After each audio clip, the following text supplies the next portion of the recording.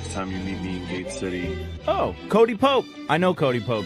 Our friend is Cody and we not having a good day. Smack dab in the middle of all that. That was beautifully said. And I love that you said when you have a microphone in hand. And we were able to do it. It's about showing up.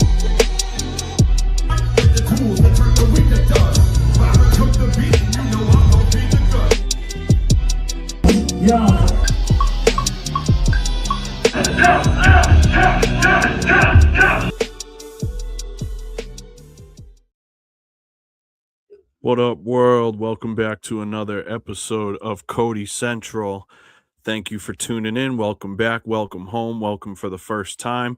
If it is your first time, every night here is just a little bit different, but we're going to have ourselves a wild night nevertheless. So thank you for sharing your time with us. As I mentioned, I'm your host, Cody Pope, and this is my co-host, Danny Dimes.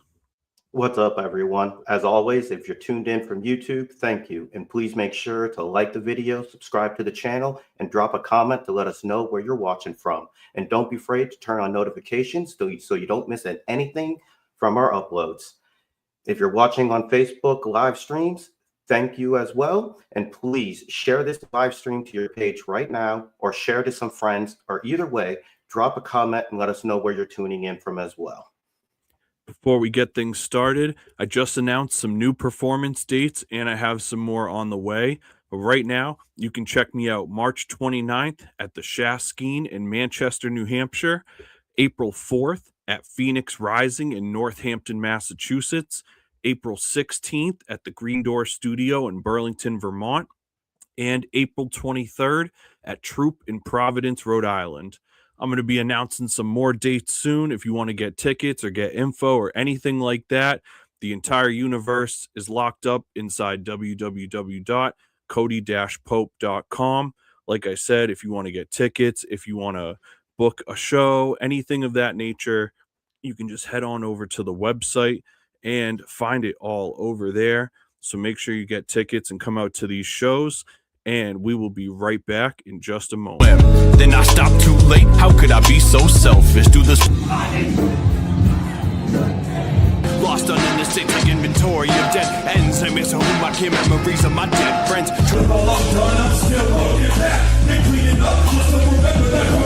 It's my soul on the record, like removing the mask. Brain connected, feel electric, intermeshing spacecrafts.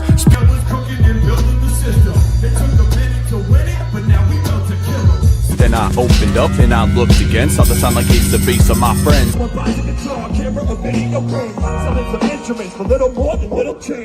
Lost some gems, I'm bound to lose some more.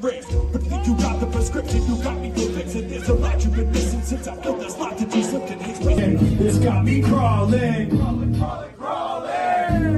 Not perfect, not even close to alright. If you're with me, let me hear you say alright. I'm all my name, yo.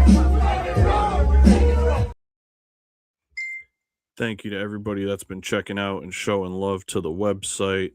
We spent a lot of time revamping it last year, so excited to centralize everything and get the wheels going again this year. Last year was a little bit quiet, so excited to ramp it up. And speaking of ramp it up, we got an awesome episode in store for you guys tonight. I'm really excited about this one. We've had a lot of homies on the last couple weeks, and we're continuing that tradition here. So as you guys know, first things first, the chat is open for Q&A for as long as we're live tonight. So if you have any questions for our guest tonight or the panel in general, drop your questions in the chat. We're going to take our favorite ones, we'll put them on screen, and we'll get those questions answered for you.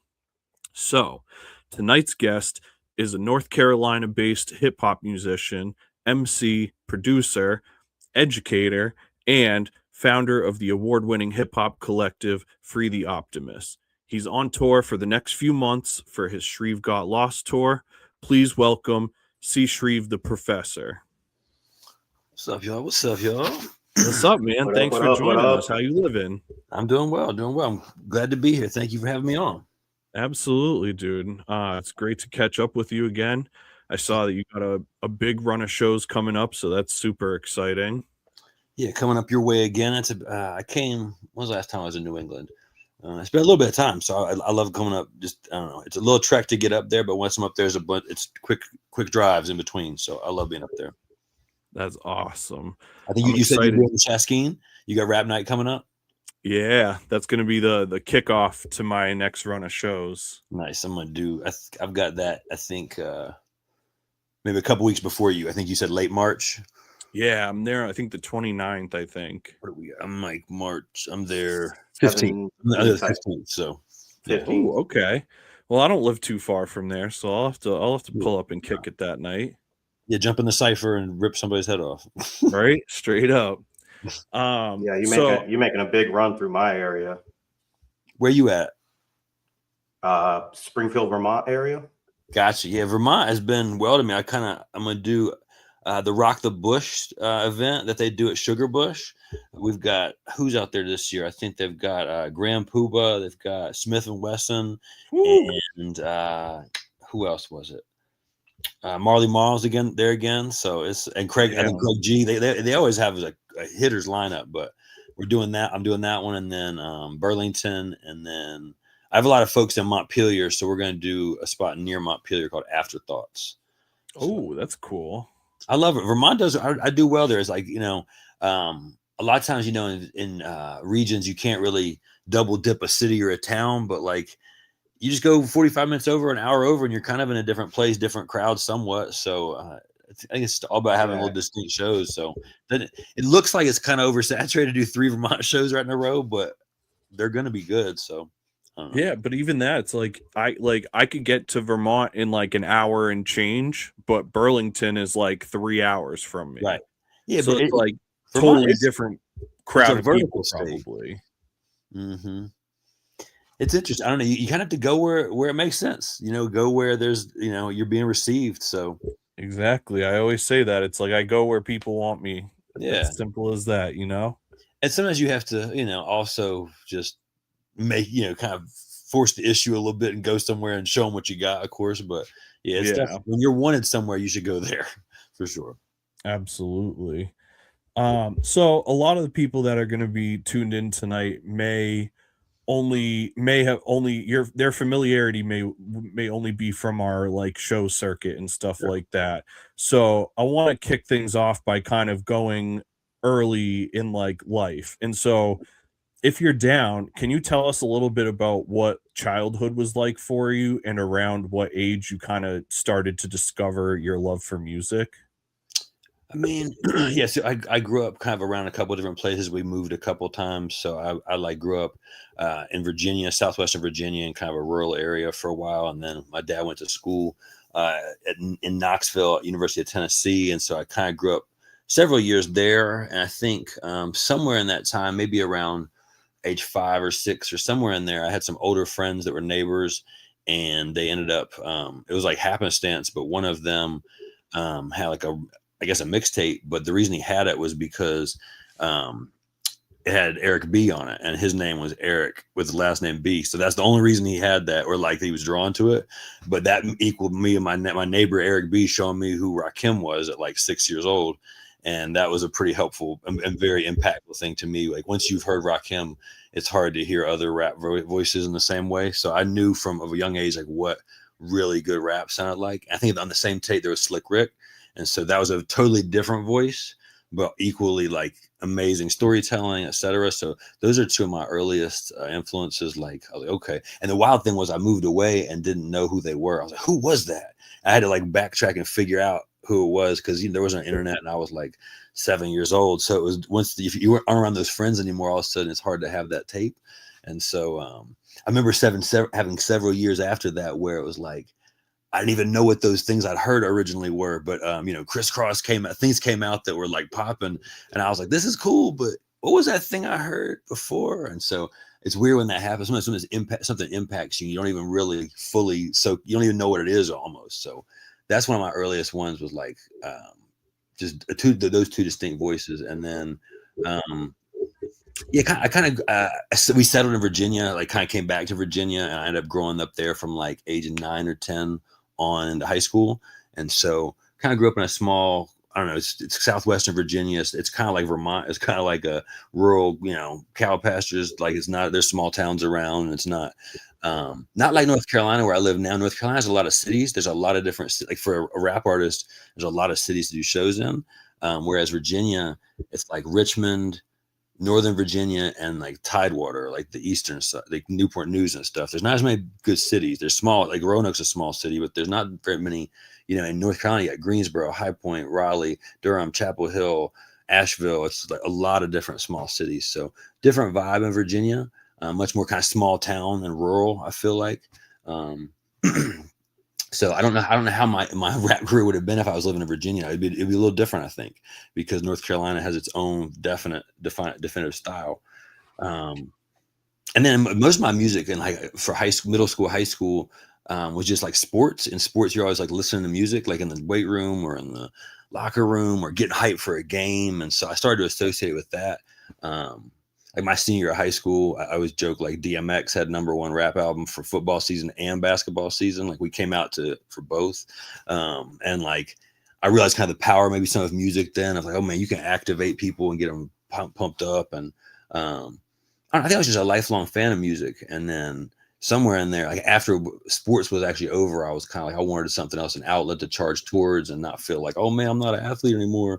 I kind of wanted something to go forward towards. And so music had always inspired me. So I just kind of decided I wanted to try it. And I don't think I really thought I would go that far or take it somewhere. Not that I've gone that far, but I don't think I thought I would have a voice or have a place.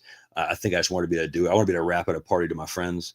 I just want to be able to rap, basically, more than like a Tupac verse, because I always grew up, I could rap a Biggie verse and stuff, but having your own raps, being able to freestyle, like I had that goal. And so I've surpassed that, but yeah, it was a very pure start. It's easy to get lost in that, like trying to make it as a corporate entity of a rapper. That's different than just like being able to rap. But I try to remind myself of that sometimes, that it's not all about being marketable. Sometimes it's just this doing the fun skill thing is what it's about. So, well, I think it's safe to say that like from going from just like loving it in childhood and wanting to do it, you've now taken it incredibly far. And you've shared the stage with some of probably your favorite artists. You have a huge list of people that you've shared the stage with and states that you've toured and stuff like that. I know you were just saying, you just mentioned that sports like had a big part in your life as well. Yep. What was kind of the parallel of growing up doing sports and growing up like loving music at the same time too? I think maybe some of the definite parallels, kind of getting lost in the moment of them, or like, as the song, if you're listening to your favorite song, or if you're an artist doing the song, performing the song, or vibing out in the studio to the song, it's like you have to be present to the flow of the moment of like where the wave is at right then. And same with a sport. Like if you're not really eyes peeled, like looking at what's happening, if it's football, you might just get, someone might knock you out. If it's something like any combat sport, or if it's whatever. Snowboarding is one I love. I used to go to Vermont. That was the main reason I went to Vermont, was snowboarding. And in snowboarding, if you're not like locked in at the moment, you'll catch an edge. You'll like flip. You kind of have to be locked in. So I think sports and music both have that for me, for sure. Is like there's a I don't know. There's a forgetting of some of the like worry and the chatter in my brain that a lot of times is there regularly. Whereas if I'm playing basketball with my son, or if I'm listening to music, I can get lost in a way that's like so present, that's different than, I don't know. It's funny with say setting up a tour. It's like the opposite. Setting up tours and sending emails is like logistical work, and it requires that too. We have to do that. But like writing a song or making music it's not that. It's not that like logical side of your brain as much. It's more kind of just the feeling and like getting lost in it. And so I think sports have a real similarity to that. And then sports also serves kind of as like my knowledge base, like where I learned like my lessons, like the gems I'm gonna drop my raps, so to speak. Like they kind of were forged in like some of the, the hustle, or the discipline, or the, resilience that comes from that. So there's kind of a double there where it's like, that's kind of my, I'm not the guy who grew up in the streets and that learns lessons from the streets as much. It's more like sports kind of taught me a lot of things. So it's my content sometimes, but it's also, I think I approach it the same way. Like if you take a big breath before a free throw, you know, to lock in, I might take a big breath before a verse almost, or like kind of like, here we go, let's get centered, you know? So there's a similar aspect, I think, to both of those. I think that makes a lot of sense, especially because like lyricism is very parallel to athleticism as you get deeper and deeper into that. I definitely want to keep going in a tangent, but if you couldn't see by the costume change here, my co-host Danny is a little bit more of a traditional sports knowledge and enthusiast, and so he found some cool stuff in your catalog that he wanted to ask you about and tap into a bit. Oh, beautiful. Oh, I see the shirt. I see it. So yeah, I want to tap in because I'm going to let you know I knew who you were, not from music, but from sports. Wow. Because my nephew is a huge Green Bay Packers fan. And as you can see, I am a huge Washington fan. You have a song in your catalog, happened to be titled Sean Taylor. Yep. And rest in peace. Obviously, that gravitated me towards that instantly. I also know that you were signed by the Green Bay Packers as an undrafted free agent. Yep.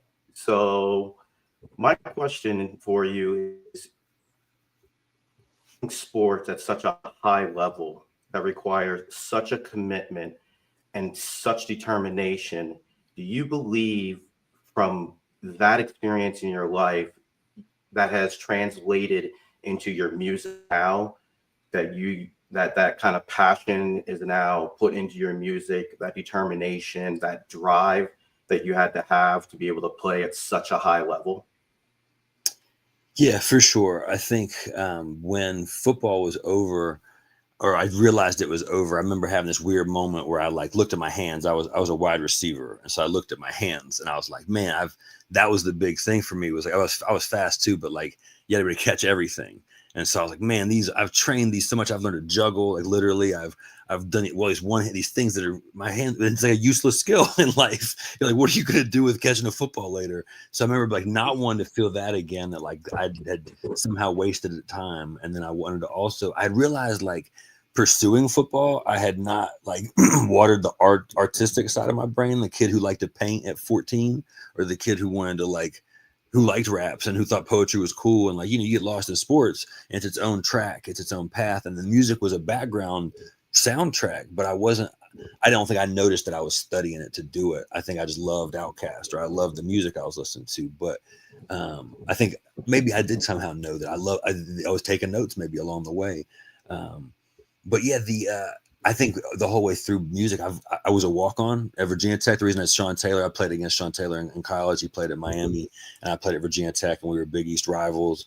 And he's going to knock your head off out there. And it was, I was glad I got a catch on him and didn't get my head knocked off. But like this, to walk on requires like the fortitude of nobody's going to tell you yes automatically. And even once you walk on, you're going to play behind this guy, top 10 receiver, and they're going to give him more opportunities than you. And that, of course they are. And these days I can't imagine they pay the kids, right? So like this kid gets $2 million and you're a walk on, like how would they wouldn't give you hardly a look. So it's not always fair in life. And that we experienced that with booking shows. Like they're not always going to book you for the look you want, or to open for the right artist, or even if you deserve it, this guy knows the right person. And it's a lot of political stuff, but sports has that too. And so it ends up becoming like, who's going to do it the longest, who's the most resilient, who's like willing to do the extra, who's, there's these like separators that, sometimes you feel like, they don't work out the right way, but I swear the long term, if you just keep going, eventually it does kind of come,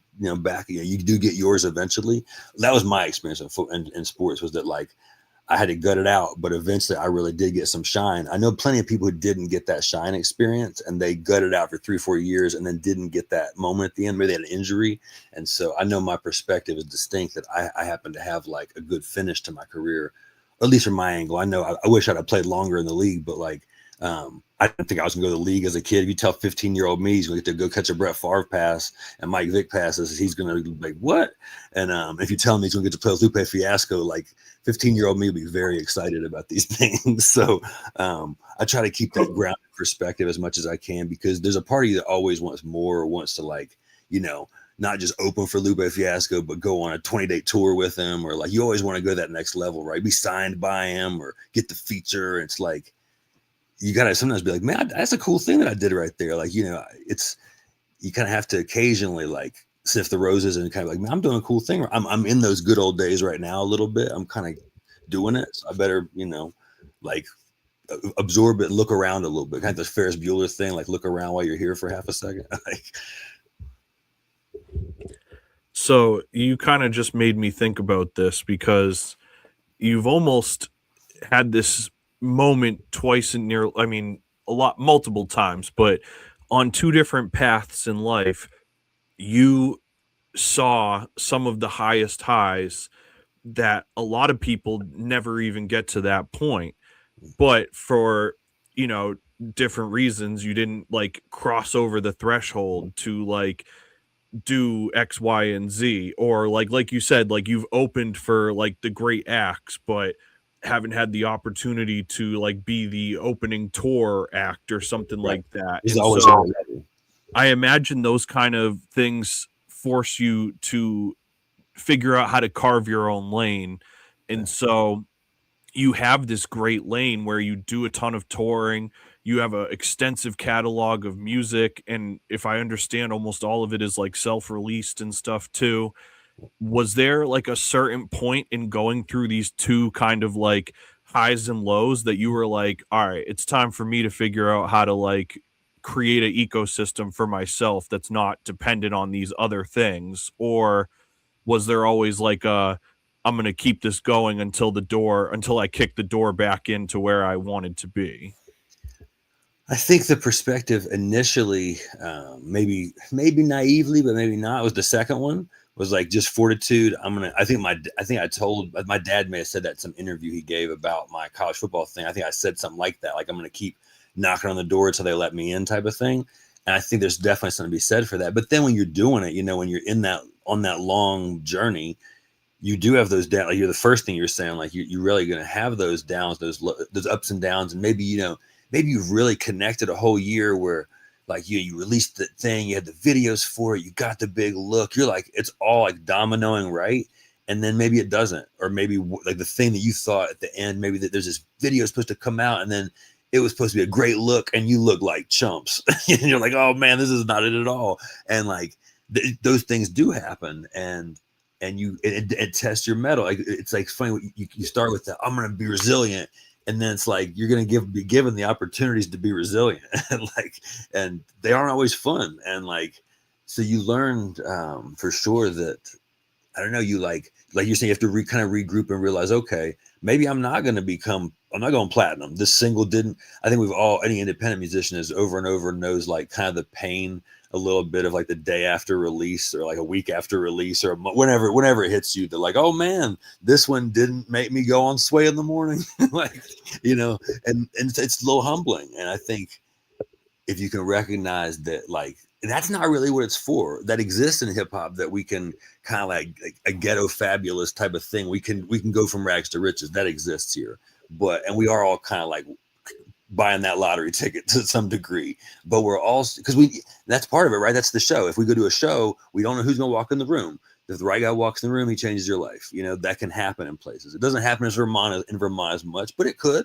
If I'm in this room with Craig G and his manager comes up, next thing I know, I'm on tour with like some legends. So it could happen real quick.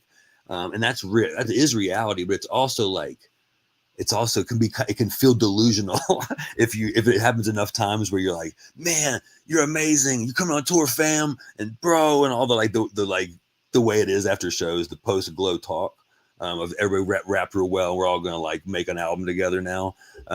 We all have experienced that, and if it happens to you enough times, you're like, man, this is fake. This is fake friends. But what I've realized is not like it's that feeling is still real. The guy who says, I love you, man, I love for you. He does have love for you. It's not quite maybe what you in your brain think of like of normal love. but it's in that moment he feels love for you, or he feels that the fans have, that other guy, he felt that moment was real. We're not all making an album together this year. We're not all going on that tour. Those things aren't real. But like everybody's had that weird 2 a.m. conversation where we all like just have this pie in the sky idea. The feeling is real. You may not all make there's probably gonna be follow through on that like pie in the sky idea. But I don't know. There's definitely a whimsical, magical, let's all try to make it. But at some point you come back to ground level of how can I make it really? How can I, oh man, that might be this open mic I'm hosting every other week, or I have to go out and host a street cipher, or I have to I have to drive 2 hours to the place where there is a scene so I can establish myself that I'm kind of verified at this scene. So I can now I can make my own scene. You have to both like play the lottery, but also like just, go straight. One thing I always do it's kind of from football that I do in shows is like, I lace my shoes up. A lot of times I don't like lace my sneakers up. They're not tied. But like once I get to the show and I like tie my sneakers, it's like, I don't know, it's game time. It literally is game time. It's like, I just tied them up. Like, let's go. If I'm hosting the show, I'll time at like 7:30 because I got to be hosting for the next 4 hours, right? But if I'm just the rapper, as soon as I don't time till it's stage time, like, oh, here we go. It's like, let's go. But there's definitely a ritual to that that's like very much like it's not like LeBron's chalk on his hands, but it's like that. It's like, it's game time. Let's go activate. We are in warrior mode. No holds barred right now. Time to go feast. Oh, sorry. What were you saying, Danny? I was saying it's time to go feast. Absolutely. We're either eating up DBs or we're eating up rappers, one or the other. God, to no mercy. Danny, did you have another sports adjacent question before we fold to another chapter? I don't think so. Oh, side note, I almost got signed to the Redskins twice, I think. Like I almost got picked up by them. Yeah, but you had to get your shoulder fixed to go play for the Patriots. Oh, he's listening to the lyrics and everything. I listened. I love it. Yep. That's what's up. Oh I told you, I didn't know you as a rapper, but I found out who you were. Oh, that's awesome. So hence there was a lot of reason for the gear, because I was like, I'm going to show that I listen, I pay attention. So, but yes, yes, it was funny. So and when I dropped a little knowledge, I thought Pope knew all about it. Like I thought he had all the knowledge. No, you put me on. I thought he looked at me. I thought he was looking at me like I was crazy. Dude, I literally was. I was low key like, yo, are you sure you want to say this on recording and like have him come back and be like, nah, bro, I'm not the same guy. I don't know what you're talking about. But you were confident, so I was like, all right, man, let's go with it. Listen, yeah, he listened. And to be honest with you, my sports question, my big sports question, he already answered for me.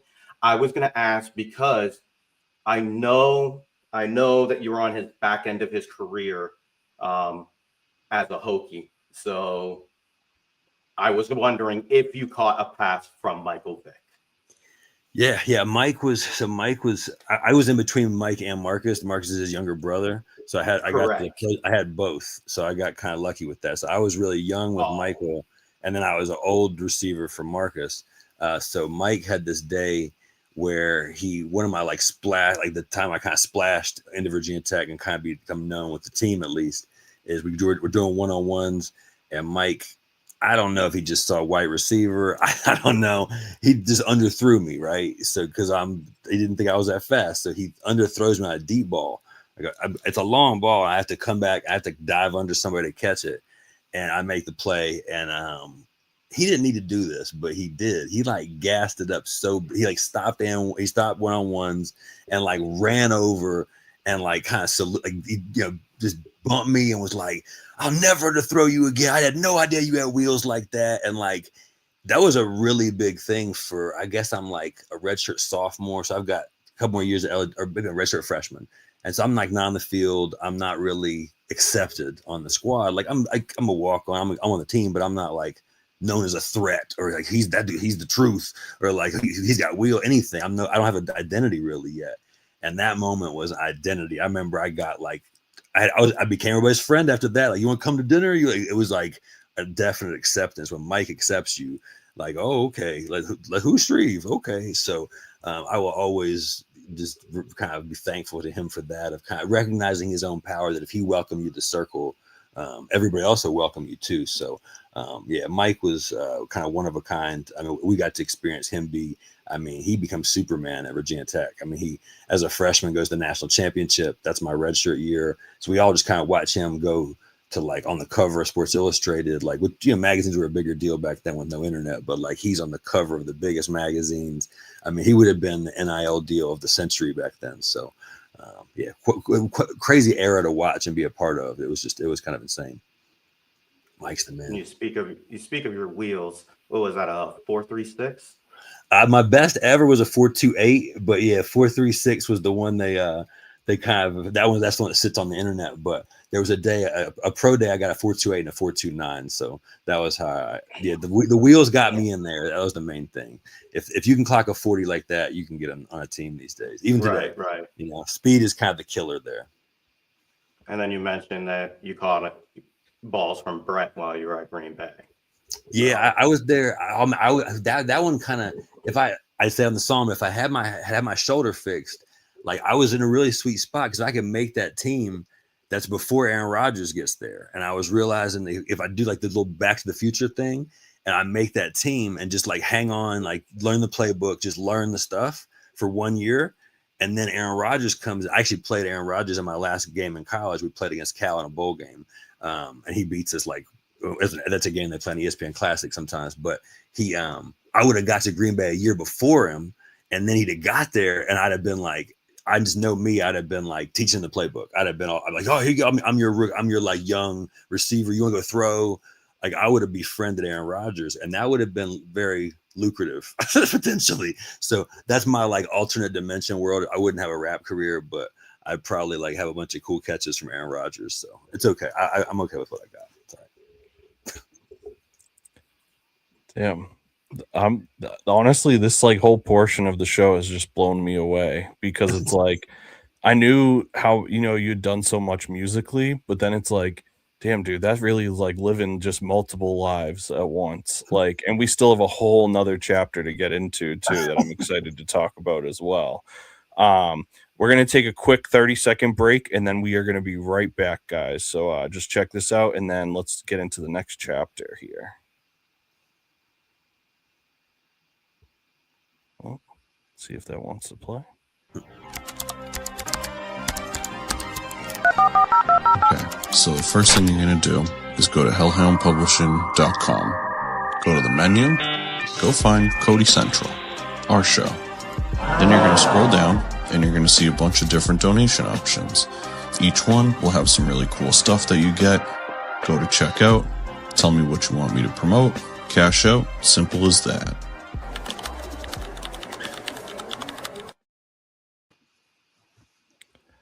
Thank you, gang. We are back. So former NFL player and professional rap superstar C.Shreve, the professor, is here with us. So I think an important chapter to highlight is the professor. And so that is not just a cool nickname that you gave to yourself. That is actually a title that you have earned. And so what inspired your pursuit of higher education and eventually teaching biostatistics as an actual university professor? I think maybe, I always realized I liked school for some degree. Like school wasn't hard to me. I remember from a young age, like it clicked. Like what's Forrest Gump say? Like he fit in the army like one of those round pegs. Like school like fit for me.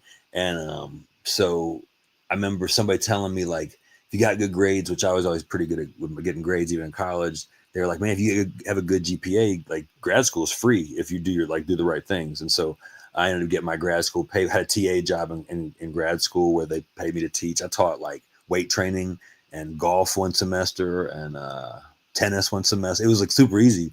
Damn, that's cool. It was cool. One semester was definitely harder, or 1 year was harder. I taught like I was an assistant for clinical exercise physiology, and that was legit, very legit class. But I was just the assistant. I just had to kind of help the professor out. So I realized I liked teaching when I did it in grad school, and then I don't know. I remember somewhere on the way saying like, college is pretty chill. It'd be cool to like, just go to class on Tuesday and Thursday as the teacher and not even have class to like, like this, you have the same schedule kind of like college is kind of chill. And so I was like, that would be kind of cool. You don't even got to take tests. You just give the test. It kind of made sense to me. And then I got real fortunate. I mean, getting my first teaching job. Like I got a good job, and then kind of like got a full-time gig, and then just stayed with it. And then it became the rap name when I think it just kind of happened multiple times, like 3 or 4 times it happened where somebody was like, "Oh, you really are a professor too?" And like, the N1 reference is the main reference, is like, that's the main reference, the professor, like white rapper, the professor type thing. But it was also, when I embraced it, it was a goal. It was like, oh man, if I could be the professor, if you knew me as the professor, that means I've won up to the professor, like the N1 guy. And he's hard to one up in a fame level. Like he's a very well-known person, especially in hip hop circles. So it's something I've embraced on my drum machine. Like I have all these little like N1 samples that say the professor. Like, oh, that's so good. I try to like, embrace it some, and like I have some cool samples that play off of that a good bit. So it was, I had one time as a management company I was kind of messing with, and they were like, they're thinking about marketing and angles. I think I was still trying to sell in a rap name. And, J. Cole just released, but like, I'm from North Carolina, like way back. I remember J. Cole just by going by his pen name. That's like his album credit name, right? That's like K Duckworth, J. Cole. So I was like, man, I could just go by my actual pen name. Like that's, if my, like the little ASCAP credits is going to say C.Shreve. So I liked how that looked. I was like, I don't even really want to have a rap name. But then I realized over and over when people kept saying, dude, you need the professor's useful. And then I would have people at shows sometimes. I've had it over the years, like they can't remember my name because names are tricky to remember sometimes. But you're like the teacher, you're a character, you're the professor. Oh, and so I realized I couldn't let it go. It was useful to have a character name. It's also the era where names were like that, like Tyler the Creator was a thing. Like those names were kind of, I don't know. I mean, they've always been there to some degree. Like J. Rue the Damage is a thing. Like like even like Mobb Deep is kind of like they're known as the infamous. Like Biggie changes. Like, we're adding these titles to our name basically. I like that. So I think of the era I was at, like the SoundCloud era, I like the idea of like a name, like my name with something. And so I just eventually embraced it. I remember one time, the thing I'll say on stage now sometimes is like, I used to at one point, I was like, people would introduce me like, he's a real professor. And then at one point I was like around somebody and they were like, they were saying what they introduced themselves as international touring artists. And I was like, man, I want somebody to say that about me. And I was like, it made he's a real professor sound really like walk on-ish. I wanted to be professional. I wanted to be the international touring artist, not he's also a real teacher. And so I remember at one point I stopped teaching, and I'm not teaching right now, but I was trying to like just go full speed on rap. And my goal was, and I would say on stage, is like, I used to be a real professor, but now it's just a cool rap moniker. And so that's kind of where I wanted it to go towards, was like, it's like, this is just, it's just, I'm cool like that, I'm trying to kind of soft flex it a little bit, but it's sometimes your rap name, it's one of those things where my rap name just kind of came and found me, I guess. Big shout out to Matt from Steakhouse Entertainment in the chat. He said, yo boys, stopping in to send love, keep rocking. And also, are you down with OPP? And I think the answer is you know me. Yeah. that was a somebody said one time, if Naughty by Nature was from New York, they'd probably be one of the biggest groups of all. Like, I mean, they're still a huge group, but yeah. I just remember Naughty by Nature at around 11, 12, like being untouchable. To this day, still some of those drums, just the way those beats hit. Oh man, they just sounded like they were gonna beat you up at a convenience store. Absolutely. Did you ever find a conflict between your pursuit of being an educator and your pursuit of being a musician, and the fact that like you had obviously seen the career path that education could take you and where you could go, but you also had aspirations of a music career too. And with the different things that you achieved, something could have or very well could happen at any point still. And so, has that ever created a conflict for you in terms of how you approach one or the other? Yeah, it was when I was doing things real heavy together around 2020. I shifted into being more of a stay-at-home dad.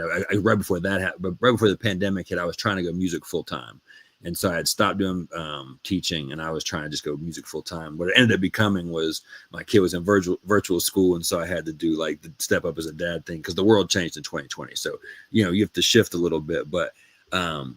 Part of the reason I did shift was it was really hard to manage. It was very hard to, when you try to book shows, it's like 2 or 3 months ahead of time, which sometimes works. I was finding some sweet spots sometimes of like finding like spring break or find the summer months would work, but it kept on feeling like it would make it impossible to just do these little one-off, like just a little thing here, a little thing there.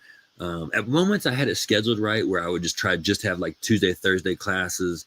And that way Friday was more like it was either just office hours or I could just like if I had to leave, I didn't miss much because it was just an office day. So there was times where I did navigate the schedule okay, but it was always a balancing act to like figure out how do you like somehow not miss work or like, not just have work think you're checking out on them.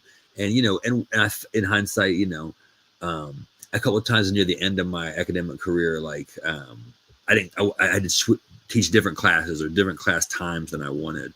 And it felt like I was kind of being like downgraded or like it was not receiving a promotion or I felt like I was kind of like, kind of catching one. And that probably my brain felt like it was related to being a rapper. Like they were, that, okay, then they see that I'm not here on Fridays doing extra work and helping with this. I'm on the road. They're not blind. They probably know they can see that I'm not here. So it is very hard to balance, you're like to do both. And, I've debated going back to teach at some point. And so I'm realizing that's going to be the tricky thing is how do I like, if I'm going to do it, I have to it's really proactive about creating that balance and creating, when I first start, I may have to back off shows a little while because it will be hard to balance. And so I don't know, it's tricky because, it's like anything else. When you work at it, you get more success. And so it's really easy to just kind of like, I should have more shows on. I should keep doing more. And there's like, you never can do enough. So I think that is a tricky thing. The longer you're in this is like how to find that pace that like kind of that throttle. It's like, you don't want to over throttle it. You got to kind of find that right engine, like rev to where you're like pulling, you're motivated, you're going the right, you're like accelerating, but you're not over revving because it's easy to like get in the red and like burn out. And I think a lot of us have experienced that. So when I was doing two different things and feeling very overwhelmed, that was tricky. These days I do work, but I work more as a coach and some of that's flexible. And a lot of times I'm in control of the schedule. So it's kind of more of an entrepreneurial thing where I'm kind of training kids or coaching teams. And so it has a little more flexibility. But at times it didn't because I was like coaching a full team and I was like, it would schedule Saturday tournaments and weekends. And it was like, anytime you try to do more than one thing, it gets pretty difficult. There's only so many Saturdays in the month. There's 4 Saturdays. So if you're doing 2 shows and you want to do 2 basketball tournaments, is there any you time? It's like, it's hard to do a lot at once. So I've experienced that a number of times, just being stretched too thin. And then where's my me time? Like there's not that much of that sometimes, but your rapping is your me time sometimes. Like if you're doing the things you love, I think that helps it a whole lot. If you're like, teaching was work, but I did enjoy teaching quite a bit. Like it has a stage aspect to it. They're young people. They're excited. They kind of don't want to be here because I'm in class. It's lame. But like, if you make it fun, they love it. They're 19 years old. They're already paying to be here. I remember really enjoying class and kind of trying to make it as real world relevant to them as possible. So that's not as much work when you're enjoying it. So I try to, in life, I've tried to choose things that if it's work, I want to enjoy it too. So that makes it more fun. Even if you're multi-balancing things that are like kind of stretching you thin, if you do love them both, I think that makes a huge difference. Absolutely. Danny, were you going to say something? Well, I was going to ask, you were talking about how you love, about the things that you love. Is that why when you wrote Why I Teach, like you could feel like that kind of passion coming through is because It was like two passions that you absolutely loved and enjoyed, and was able to write something about and be able to put it like basically on paper, I guess. Yeah, and that one was I think that's the intro track on the Ill Pro album, which is the 2020 album, and that was I think I felt almost much like I feel it again now, like if being a hip hop artist, but being any kind of an artist in the times when the times are as troubling as they can be, or whatever, being an artist of your times, I think is a thing we all somewhat strive for. And 2020 was a pretty wild year, and I remember feeling like I had to address certain things to have a valuable voice, which in hindsight, I'm really glad I did, because, and it's like, not that I still need to say things and still take the time to like express my views on certain things. But once it's in your catalog, it's kind of cool to be like, it's also very sad to be like, oh, we've dealt with this in America several times. I've rapped about it. Look at this album. That's kind of very frustrating that I can actually do that. But at the same time, it's kind of useful to be like, oh, we've been here before, guys. Like, if you're acting brand new, the state violence towards citizens is not a new thing here in America. So it's like, if sometimes I think then I felt I was connecting those dots and feeling like I had to say these things. I had to teach. I had to, especially as you age in hip hop. I also realized at some point, branding wise or just identity wise, that professors are older.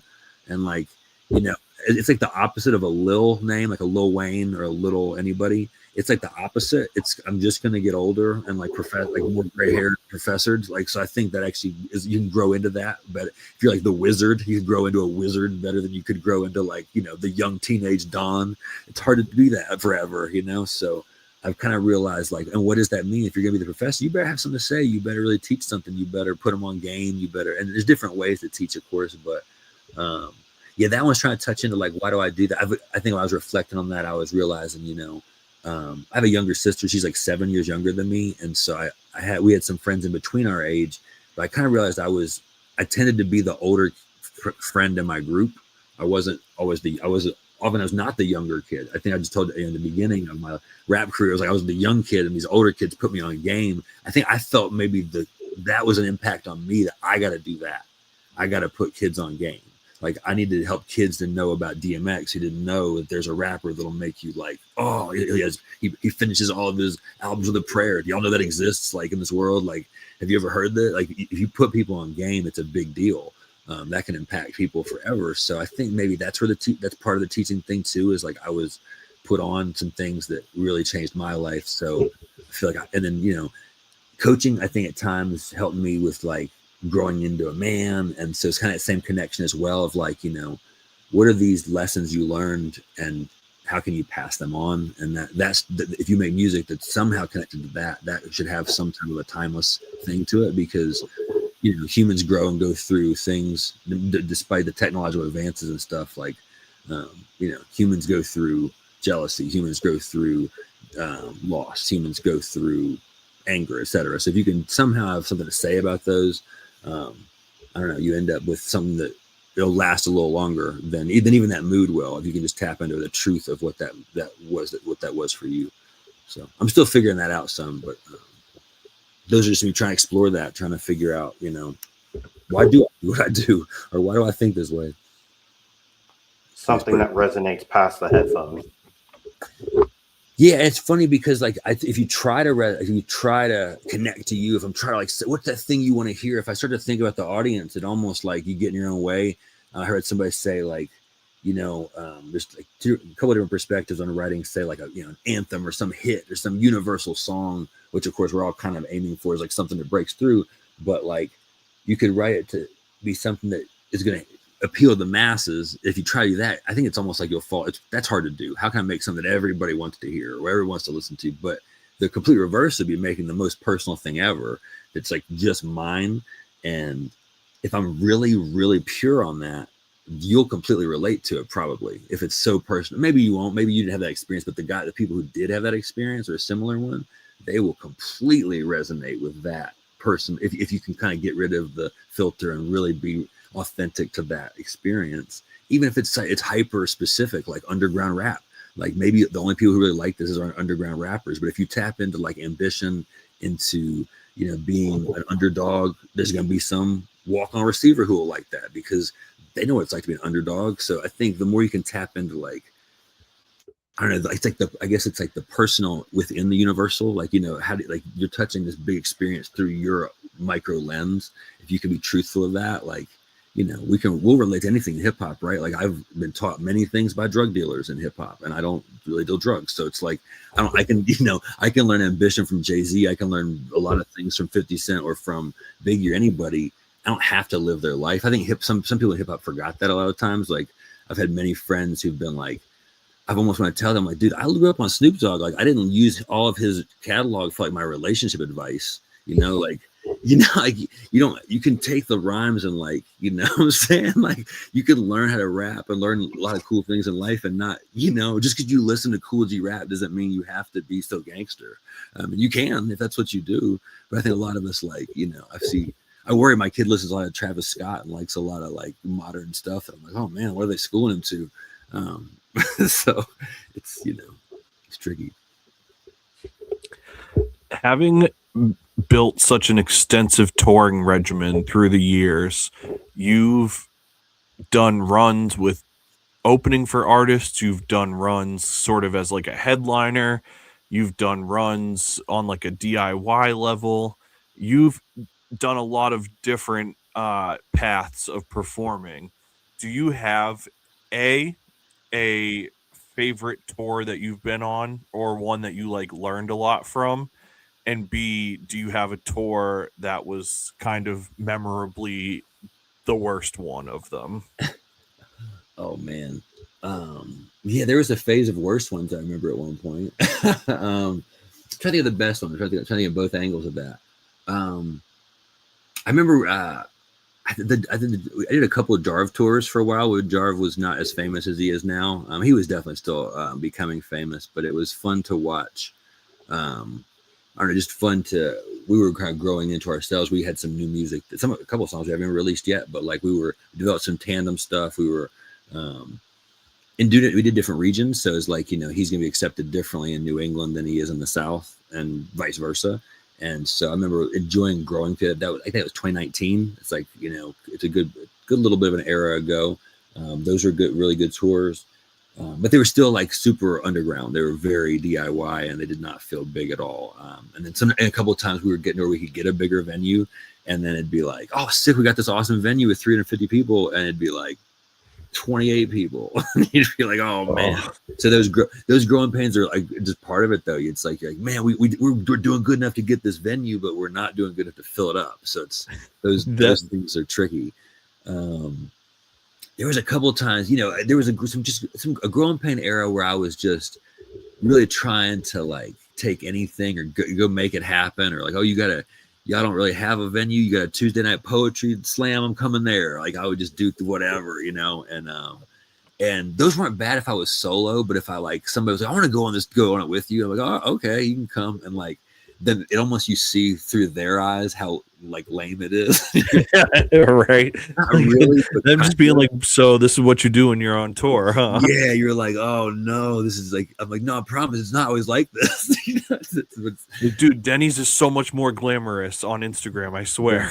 So I think some of those growing pains are hilarious of just, but that's a place I've totally figured out is like an interesting little growth period is like that exists multiple times. Cause like, let's say you're the opening act on a bigger tour. Well, you have a lot of fans in front of you, so you better have some merch. You better have your ducks in a row. You better have kind of some things there.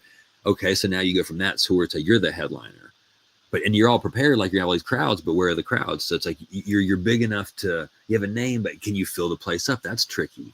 You can get the show in New York, but can you get people to come out in New York? Like that's hard. Like in New York City is a tricky place to get people to come out. There's always a show going on there. It's really tricky to I don't know. There's those growing pain things. Like you're selling merch, but do you have enough merch sales to justify me bringing you to be along to sell merch for me? Because now I got to like kind of pay you or make sure I'm justifying your time. If I'm bringing a videographer along, all of us have probably we experience like you pay the guy $300 or $500 for a video, and now it doesn't get that many views. Do you sink more money into the meta ads for it and like try to keep, sync? It's like, it's tricky. It's like, yeah, if you're going to invest this much in this thing, you should invest some more and yet if you do that, are you just like investing in a sinking ship? Is it just kind of going down? I remember one of those tours I did a couple of dates. It was Jarve and Mr. Burns, and I was talking to Burns after the show, and he was like, man, he kind of could just feel it, like there was momentum going the wrong way, and he was like, he could just feel it slipping away. But they had like 5-6 dates left, and I think part of him almost wanted to pull the plug and be like, dude, we're just losing money out here. Like it's losing money times 5. I don't want to keep doing this, but you can't pull the plug, and that's frustrating when that happens. It's so. I've definitely had times where I just decided to go gung ho. Let's go forward, just charge forward, and maybe shouldn't have. And I definitely realized that that's easier to do on your own. Not crashing and burning, but like going to have the bad show by yourself is not as bad. Going to Denny's and having the pouty meal by yourself is okay. But if there's 3 people with you who also took off work and like, they're not, it's like, you kind of feel like you're answering to them, and the disappointment is like all on you. You're like, oh man, why did I even bring anybody? Yeah, I've definitely scared away a lot of people from doing that. Yeah, come on this run with me. It'll be a blast. And then we're at Walmart at 2 in the afternoon. Yeah. Like, what do you want to do?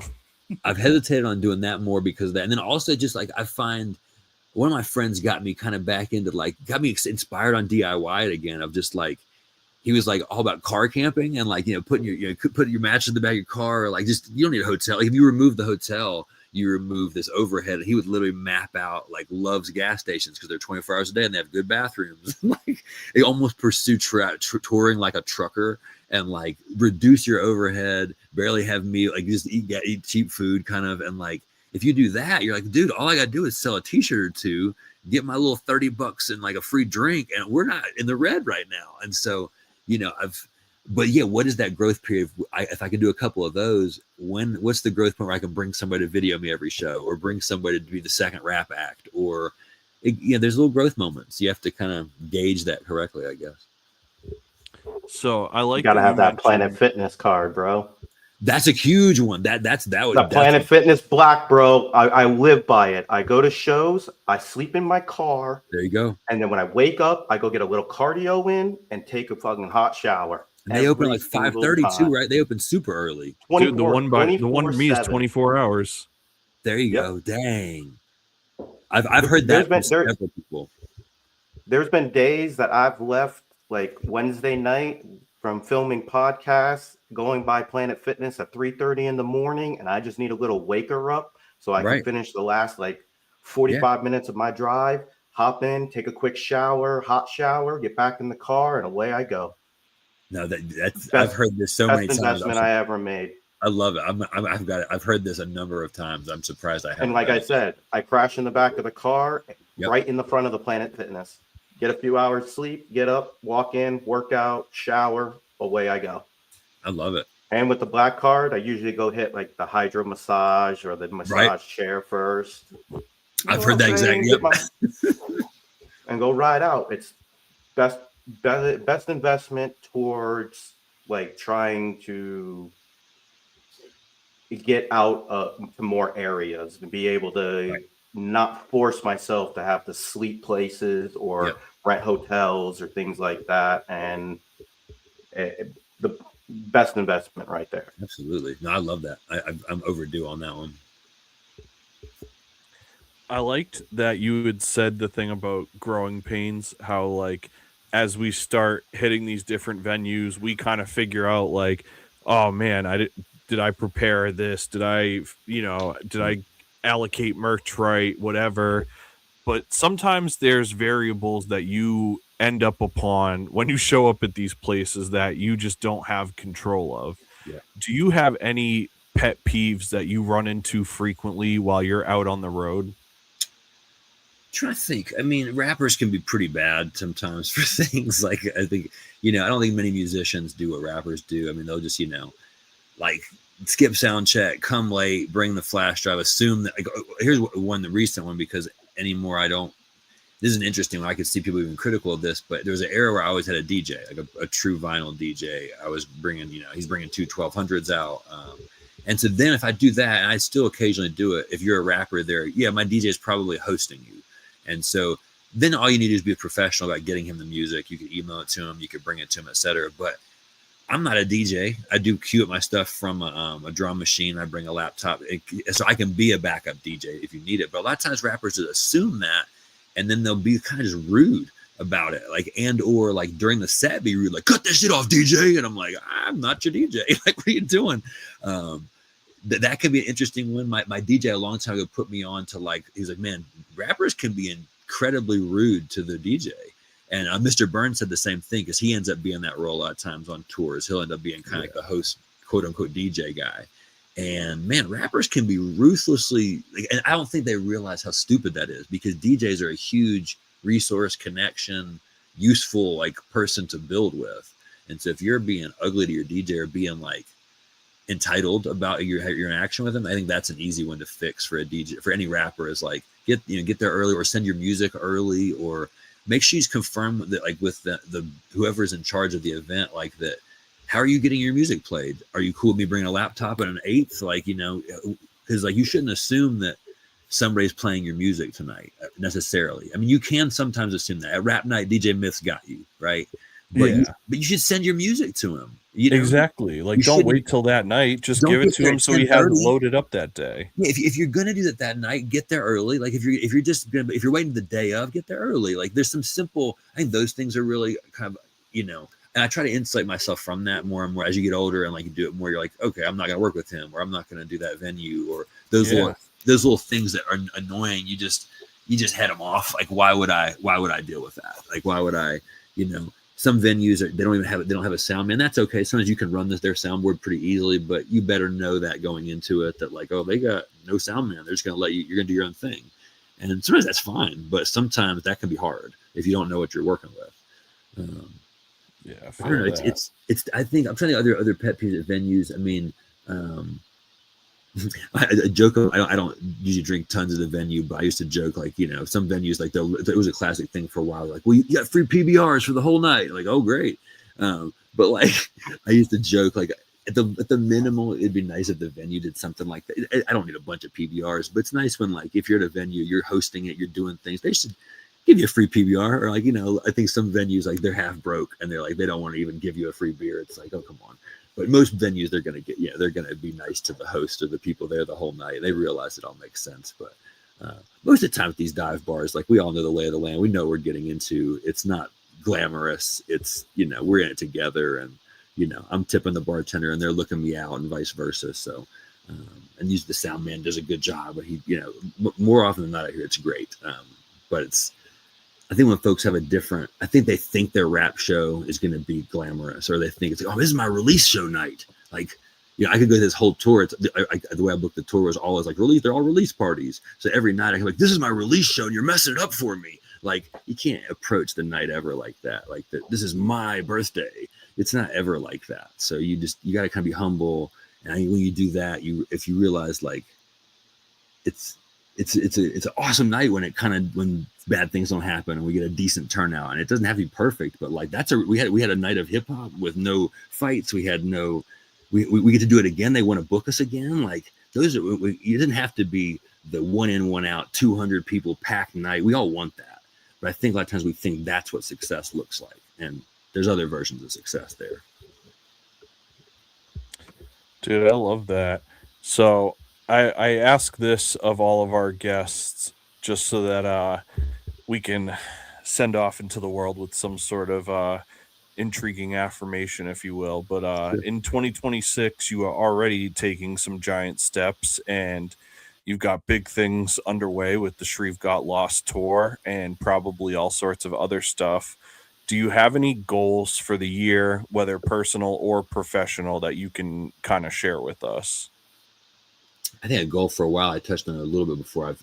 When I would occasionally do a New Year's resolution. I've done this a couple of times. I didn't do it this year, but it's been like to find balance. And I was touching that before, like when you're doing multiple things. A lot of underground rappers have a job. You have a job and you get this passion project that you're doing from like midnight to 4, and then you're going to Planet Fitness and trying to keep. It's like we're going so hard sometimes, and it's really good to give yourself some grace and realize that like sometimes that breath of air writes the rap. Like that, when you stop trying to write the rap song, like it kind of comes to you, like the universe whispers in your ear type of thing.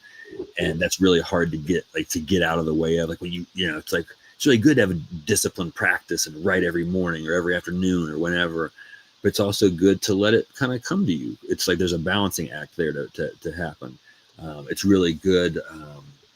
If I go forward really hard with lots of gusto, if I send it 1,000 emails, I have a pretty low response rate. I still probably book some shows. If I just do more, it's kind of like probably the AI model thing here. If we just keep on churning out versions, you're gonna have a good one eventually.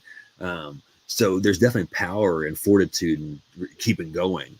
But at the same time, we're humans. We are, we're not that AI robot. We do have, I joke sometimes, like, it doesn't matter if I get like the 200 no's on blogs. I only need a couple yeses, or same thing on shows. But there's a party that does like notice that people are rejecting your work or like don't like it. Or so you are a human creature that like has to be, sensitive with yourself a little bit. So that balancing act of like going hard, but also like giving yourself grace, I think is one that I've been trying to figure out. Like even on stage, like I think a lot of us really want to rap hard and show you how well I can rap, but like, what's my message? What do I want to leave you with? What's the like soft skill, like real message that's like, it's outside of the bars. Like the bars are really cool and double times, triple times, all this fast flow, everything. But like, you end up leaving people with like a couple takeaways. They walk away like, man, what do they take away with them? And so I think that's a tricky balancing act of like, I rapped really good tonight, man, he's dope, I want to see him again. But do I leave them with like a jewel? Do I leave them with something that's inspiration? Like that's the thing I think people really come back for, is that thing, that intangible thing. So I think figuring that out as an artist is something I'm always kind of aiming for, is like, I want to go hard in these shows and do a bunch of shows, but I don't want to like do so much that it's like the quality is sacrificed. I want to be really specific with what I'm doing. And so it was the same thing like releasing music. Maybe you released 50 songs, but could you have been more effective with 25, and then you really tinkered on those next 25 and released them next year? There's no real time limit for you. You could fine tune those and get some features and like make it a better project. Like you don't have to be in a rush, but at the same time, if I sit on things forever, I like perfectionist it and don't release it. Like, so it's like, there's this balance. I think balance is a thing I've not achieved at all, but I've been trying to achieve, is like with a lot of things in life of like, go hard, but let it come to you. Like there's a lot of those of like, how do you find that little yin and yang of, just lots of aspects of life. As you get older, you kind of debate, is your approach effective or efficient? And it's never as efficient as it could be, of course, but like, yeah, sometimes you have to like stare in the mirror and like, I really need to revamp my whole thing a little bit. And I've taken some time to revamp in the last couple of years at times and like pull back. You were talking about pulling back a little last year. I've had some seasons where I've pulled back for sure and said, it'd be more like last summer, it was more important for me to coach my son's baseball team for the last time he was going to play baseball than to do 4 months of touring. So I didn't touch any touring for 4 months in the summer. And that of course had a cost, but it was well worth it. Like I'm really glad I coached that baseball season. So those things are give and take, but you got to deal with you and look in the mirror at the end of the day. And so that's really what matters, is what, what the right decision for you is. So I've been trying to, figure that out. I love that. That is beautiful. C.Shreve, the professor, thank you so much for joining us tonight, man. This has honestly been such a blast, so insightful. The new single, The Iron Bear, is out now on all streaming platforms, and the Shreve Got Lost tour is underway right now from February, March, and April. Shreve, do you want to run some dates before we get out of here? Yeah, might as well, because some of your folks, especially New England folks, I think where's my phone? I think, let's get my phone so I can not butcher them. Going to New England, I think that's a lot of your listeners, but we're going to be 3 Vermont dates. Let's just bring it up so I can nail it. If you have any Southern folks, there's a Southern swing like this week actually going to Savannah on Wednesday in Georgia, and then 2 Florida dates, got Jacksonville and St. Augustine. And then Charleston, that's like a little 4-date burst. That's kind of become my like bread and butter, is do like a Friday, Saturday, try to expand it. And then if you can connect 2 of those weekends, that's cool, but that doesn't always work out. But even if it doesn't, it's okay. When we're in New England, we hit New Hampshire. We've got the rap night on 314 for rap night, or 315. The 3 Vermont dates are the 12th, 13th, 14th. We're in Asheville on 3/6. I'm kind of all over the place. It's probably easier just to go to shrevewraps.com. The website does help it out. But yeah, we're kind of, I'm going to Chicago for the first time. That's a really cool one I've never done. I'm doing Columbus, Ohio. There's a lot of dates. So just look up shrevewraps.com and you can find it. Yeah, try and run all over. It's not really like a full nationwide tour, but East Coast for sure, and then a little bit of Midwest. So some new places and some old ones too. So come out.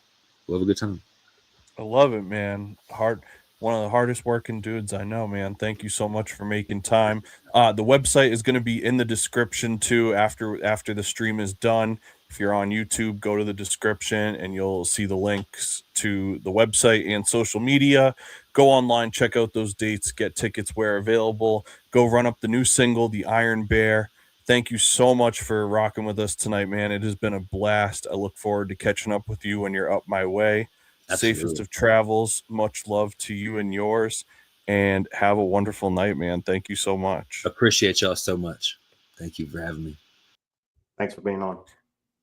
And thank you guys always popping in the chat, man. You guys were awesome tonight. Thank you for throwing some questions and comments out there. Thank you for keeping it going with us. This has been an awesome night tonight.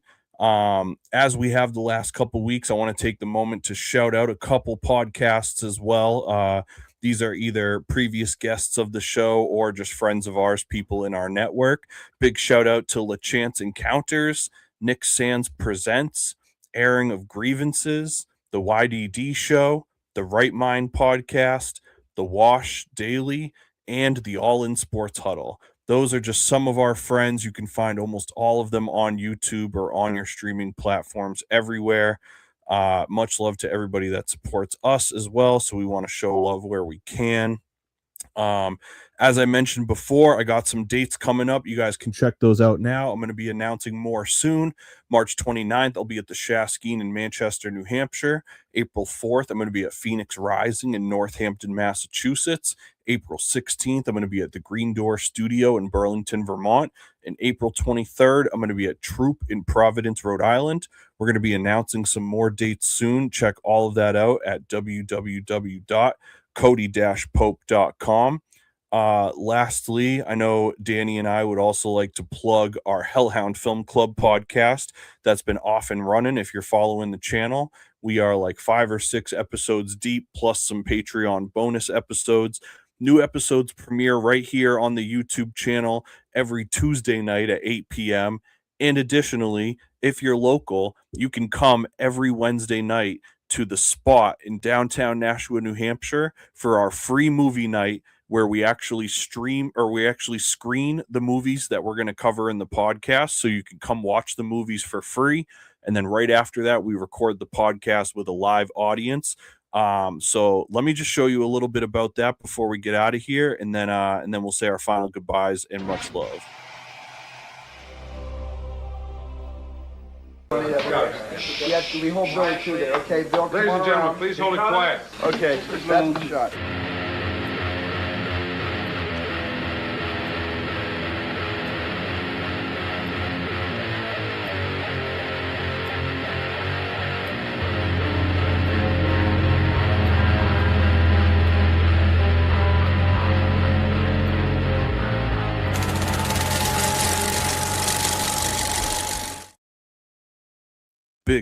Big shout out to everybody that's been rocking on Hellhound Film Club with us. And yeah, what a great night tonight, man. Danny, thank you as always for joining me. If you guys are just tuning in for the first time, Danny came on board a few episodes back and has been co-hosting Cody Central with me and co-hosting Hellhound Film Club with me now. So it's been a blast having you on board as well. So thank you for that. Make sure you follow him. Absolutely. We got some music videos in the can that we're going to be releasing soon. And we got all sorts of fun stuff in the works. But for now, guys, www.cody-pope.com, hellhoundpublishing.com is the world. Much love to everybody that was rocking with us in the chat tonight. And we will see you next week. Until then, preach.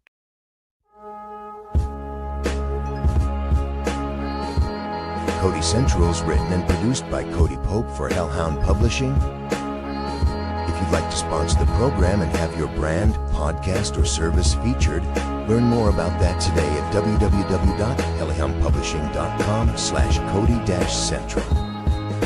Additional ways to support the program include purchasing music, joining our Patreon for exclusive content, or simply donating at any of the links available in the QR codes above.